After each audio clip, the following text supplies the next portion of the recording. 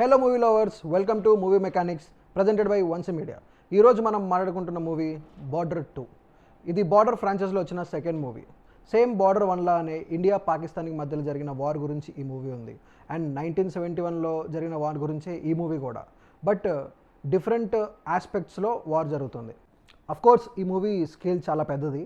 మన Indian armed forces, Indian army, air force and మన navy వీళ్ళు వార్ని హ్యాండిల్ చేసిన విధానం చాలా బాగా చూపించారు. ఈ మూవీలో 4 main characters: Sunny Deol army officer Fateh Singh, Varun Dhawan Hoshiar Singh, and fighter pilot Sekhon Diljit Dosanjh, and navy officer Ahan Shetty. ఇది వీళ్ళ నలుగురు స్టోరీ.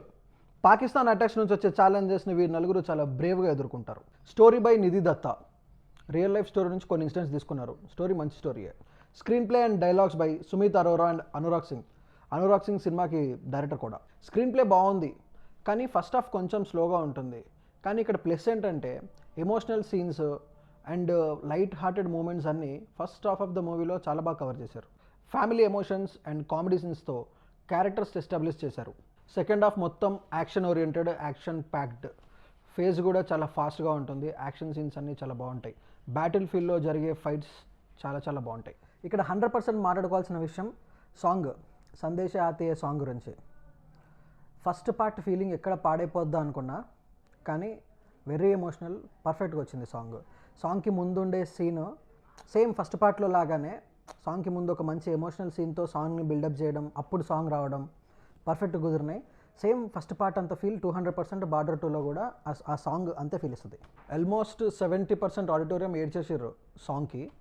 అండ్ వీక్ హార్టెడ్స్ కొంతమంది ఫస్ట్ హాఫ్ నుంచే ఏడ్చేస్తున్నారు.